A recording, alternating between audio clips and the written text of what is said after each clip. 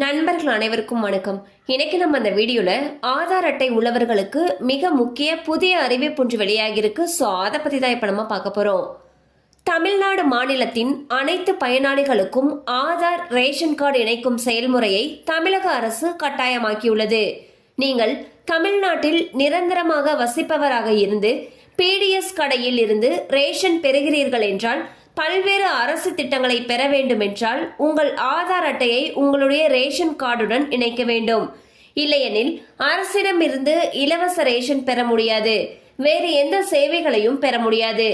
Aadhaar ration card இணைப்பு தமிழ்நாடு அரசு மூலம் எளிமையாக்கப்பட்டு உள்ளது. இந்நிலையில் NFSA 2013 கீழ் இலவச ரேஷன் வழங்குவதற்கு ஆதார் ரேஷன் கார்டை இணைக்கும் செயல்முறையை தமிழ்நாடு அரசு தொடங்கியுள்ளது. ரேஷன் கார்டுடன் ஆதார் அட்டையை இணைப்பதற்கான கடைசி தேதி 30 செப்டம்பர் 2024 ஆகும். ஸோ வந்து பார்த்தீங்கன்னா தமிழ்நாட்டில் இருக்கக்கூடிய ஒவ்வொருவரும், அதாவது ரேஷன் அட்டைதாரர்கள் ஒவ்வொருவருமே அவங்களுடைய ரேஷன் அட்டையையும் ஆதாரையும் இணைக்க வேண்டியது அவசியம். இந்நிலையில் ரேஷன் அட்டையையும் ஆதார் அட்டையையும் இணைக்கிறதுக்கான கடைசி தேதி செப்டம்பர் 30, 2024. அதுக்குள்ள நம்ம இணைச்சிடணும்னு சொல்லியிருக்காங்க.